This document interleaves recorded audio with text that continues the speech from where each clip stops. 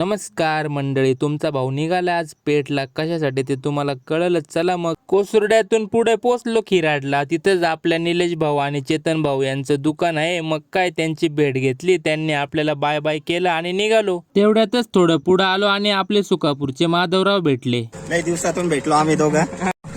Bye bye. आणि आश्रमशाळेचा board वाचत आलो पुढे. तेवढ्यात आपल्या दीदीला ताण लागली. पाणी बिनी पिऊन झालं आणि लागलो ना आपण हायवेला. अरे हे काय पळतंय आपल्या सोबत. अरे ही तर आपलीच सावली आहे. शेवटी हीच आपल्या आयुष्यभराची सोबती आहे. त्यानंतर करंजखेड पाट्यावरून टर्न मारून पोचलो बनवडला. इथं तर आज खूप गर्दी आहे. बाजार आहे वाटतं. कसा तरी बाजारातून बाहेर निघालो आणि आम्हाला तर ताणच लागून गेली. पाणी पिऊन मस्तपैकी थंड झालो आणि सुरू झाला आपला पुढचा प्रवास. कारण की आपल्याला अजून 40 किलोमीटर जायचं होतं. ननाशी मध्ये पुढे जाताना मस्तपैकी सनसेटचा आनंद घेत घेत आम्ही पोहोचलो सावळ घाटामध्ये. इथं तर आज खूप गर्दी आहे संध्याकाळच्या वेळेला. आपण आता सावळ घाटामध्ये तर आपल्या मोबाईलची चार्जिंग उतरून गेल्यामुळे आपला पुढचा शूट घेता येणार नाही. तरी मग भेटूया उद्याच्या व्लॉगमध्ये.